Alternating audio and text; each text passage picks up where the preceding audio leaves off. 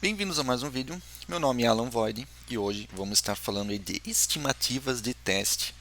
De fato, quando a gente fala especificamente de teste, é um assunto aí não tão difundido, não tão conhecido. E eu nem vou entrar no mérito, se estimativas elas deveriam ser feitas, se elas funcionam, enfim, porque hoje a gente sempre está tentando se reinventar quando a gente fala em estimativas. Software é algo extremamente complexo e a gente sabe quando a gente tenta estimar algo complexo, a gente vai provavelmente fracassar. Tem até aquela frase, a única certeza da estimativa é que ela vai estar incorreta. Então, tirando esse mérito, se é bom, se acerta, não, eu vou mostrar aqui uma técnica de estimativa que normalmente passa despercebida aqui no sílabus com a CTFL 4.0, que é a última versão aí do sílabus para a certificação CTFL, que é a estimativa de 3 pontos. Eu particularmente gostei bastante dessa estimativa, porque é uma das poucas estimativas, vamos dizer assim, que consideram, que pelo menos colocam um peso de uma possível estimativa pessimista. Porque, querendo ou não, a gente sempre tenta ser otimista. O ser humano, por natureza, tenta ser otimista. Os QAs deveriam ser mais pessimistas que otimistas.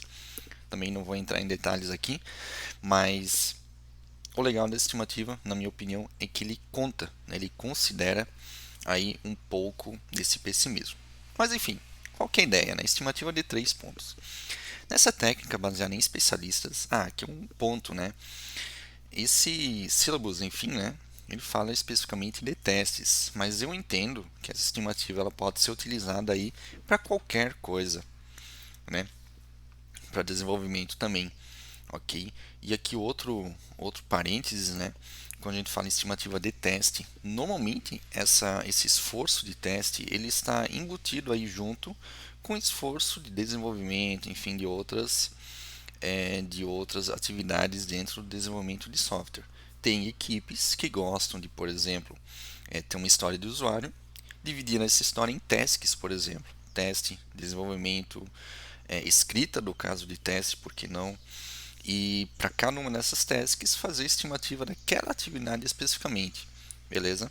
E essa estimativa aqui, nessa técnica, ela funciona para qualquer possível variação quando a gente fala em estimativa, beleza? Mas continuando, essa técnica é baseada em especialistas, considera que aquilo que eu falei, se a gente estiver fazendo uma estimativa de testes especificamente, eu entendo, ele não está deixando claro aqui, mas eu entendo que deveriam ser somente especialistas de testes nesse caso, pessoas com experiência naquela implementação, enfim, naquela funcionalidade, naquele sistema, ok? Três estimativas são feitas pelos especialistas, Então, entendo aqui nessa frase que esses especialistas eles chegam num consenso, ok? A estimativa mais otimista, representada pela letra O, a estimativa mais provável, pela M, a estimativa mais pessimista, o P. A estimativa final E é a média aritmética ponderada dessas estimativas.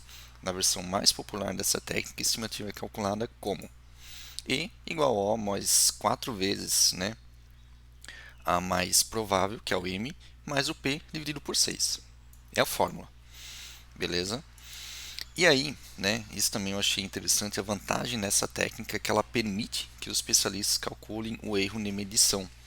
Tem esse SD aqui, que é o Standard Deviation, que é o desvio médio, aí bastante conhecido aí em matemática, enfim, que é, que é a estimativa pessimista menos a otimista dividido por 6.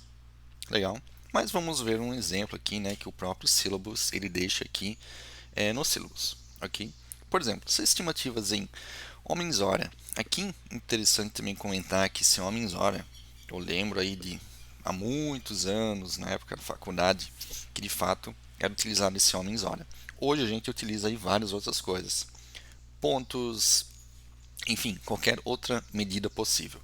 Aqui a ideia é vocês utilizarem uma medida, uma medida comum possível, ok? E utilizar essa medida aqui nessa fórmula, nessa estimativa, nessa técnica de estimativa, que vai funcionar, beleza? Aqui nesse caso ele está falando em homens-hora, Vocês podem considerar dias, por exemplo, considerar horas, considerar pontos de função, enfim, tem várias aí possíveis medidas quando a gente fala em estimativas, beleza? Bom, forem o otimista 6, o M 9, né, o mais provável, e o pessimista 18. Né? Vou falar aqui em pontos para facilitar. Então, a estimativa final é 10 mais ou menos 2 pontos, ou seja, entre 8 e 12 pontos. Por quê? E aqui a aplicação da fórmula, né? A estimativa aí é 6, que é a mais otimista, mais 36, que é 9 vezes 4, conforme a fórmula aqui, mais 18, que é pessimista. E o resultado disso dividido por 6, que vai dar 10 pontos. Beleza? Considerando o desvio médio, o que vai acontecer? Eu vou pegar a estimativa pessimista menos 6, que é otimista, eu vou dividir por 6 e eu vou ter 2. Né? Então, tem um desvio médio de 2, ou seja, esses meus 10 pontos, né, eles podem estar variando aí entre 8 e 12 pontos. Então, olha só que legal, né? Ele considera aí a mais provável, a pessimista, a otimista, coloca aí um possível desvio padrão. Então, eu realmente gostei dessa estimativa, ainda mais que, né, mesmo considerando que eu não gosto tanto de estimativas, mas essa aqui eu achei interessante aí de compartilhar com vocês. Porque eu não digo aí aplicar em todas as funcionalidades, em todos os casos, porque a gente sabe que fazer isso aqui leva um pouco mais de tempo aí do que uma estimativa aí um pouco mais tradicional. Por exemplo, o Planning Poker, que é feito aí por vários times hoje. Mas eu aí incentivo, né, pelo menos fazer esse teste aí para ver como é que funciona, né, se aplica no time e na empresa de vocês, para ver se faz sentido. Beleza? Então seria isso. Espero que tenham gostado do vídeo aí. Compartilhem, né, porque isso aí eu acho que não é algo tão divulgado assim. Se inscrevam no canal e até o próximo vídeo.